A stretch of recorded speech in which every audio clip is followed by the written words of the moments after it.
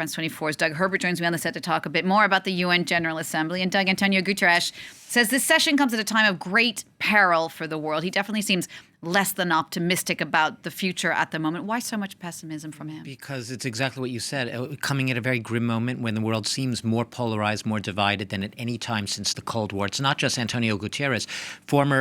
I'll get to that in a second, but the former UN General Secretary Ban Ki-moon wrote in Le Monde today, basically, multilateralism is under attack. He says, don't blame the UN and multilateral institutions. Blame leaders who turn to nationalism and populism and exploit them for their own narrow-minded nationalistic agendas. So it's a very difficult moment. Look at this. This is a tweet by the current UN Secretary General Guterres. Our world is blighted by war, battered by climate chaos, scarred by hate, and shamed by poverty and hunger. And he also added, and inequality. That is quite a plate of issues right here. He's trying to strike an optimistic note, saying that global cooperation can still work. The world can still work together. But he has a real uphill struggle. I want to show you. Look at just the plate of issues, the challenges. This is, this UN General Assembly, the official theme of it is transformative solutions to interlocking challenges. The idea being that everyone should be able to find solutions for COVID or the climate crisis or the energy crisis. It's all interlocked if everyone could just come together and think creatively. But look what they're up against here. Russia's war against Ukraine, that's my wording, Russia's war of aggression against Ukraine. I'm not trying to go into false equivalency here. So it's led to a spike in energy and food prices, food insecurity across massive chunks of the globe, Asia, Middle East, and Africa, who think that Ukraine is being overly, exclusively focused on to their own detriment. They feel sort of ignored.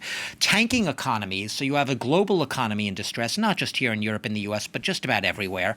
Backsliding on climate pledges, which we'll get to in a second. China, Russia versus U.S., Europe, this formation of new blocs, East versus West. I talked about this Cold War-ish feeling again. It really is a sense. Joe Biden's called it autocracies versus democracy. However you want to word it, there's a real sense of clashes of civilizations, clashes of ideology going into this General Assembly. Doug, I want to ask you more specifically about one thing Antonio Guterres mentioned in that tweet. That's the climate change issue. Isn't this really a golden opportunity to do something before the next COP27 coming up in Sharm el-Sheikh in Egypt? Of course it's a golden opportunity. You have 150 world leaders gathered, or, their representatives gathered in one place at one time, but they're likely to miss that golden opportunity 2 months ahead of that big climate summit in Egypt.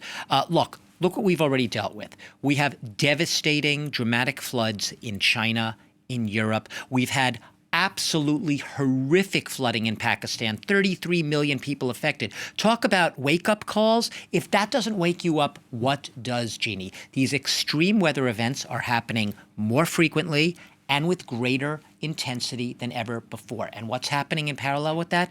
The world is either reneging or not keeping up, not holding to the climate pledges made in previous summits. And it's getting worse and worse. Net zero emissions, meaning no carbon emissions by the year 2050, which is the general goal, that is really in danger right now. Now, you have a block of countries, a lot of them from South Asia, Bangladesh, smaller countries, Bangladesh, Bhutan, Nepal, Sri Lanka, right? They don't get a lot of airtime. We're not going to be carrying their leaders' speeches this week on France 24.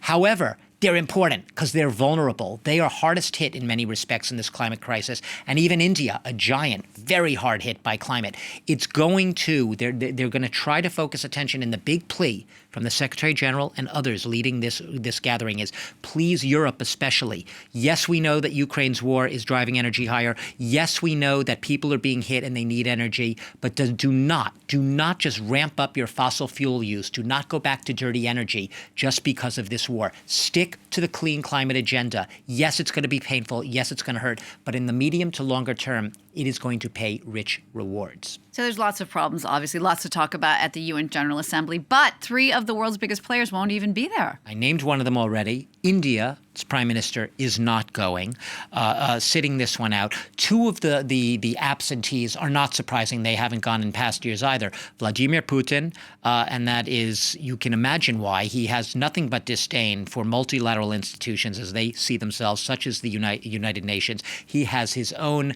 sort of worldview and world agenda. He sees the UN as a bloc against him, led by the supremacy of the United States.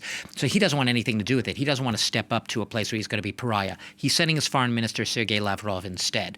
And Xi Jinping. obviously. If talk about climate, who has more influence, perhaps, aside from the U.S. on climate than China? Xi Jinping isn't going to be there. Now, look, in his defense, he's done very little travel since the pandemic, but he did notably, he and Putin went last week to the meeting of the Shanghai Cooperation Organization in Samarkand, Uzbekistan. So when like-minded leaders, autocratic leaders, authoritarian leaders want to come together, they do so, and they find a summit to do so in. The UN is not their summit. They want nothing to do with it. They're not going. And yes, it is a snub. Thanks for that, Doug. France 24's Doug Herbert.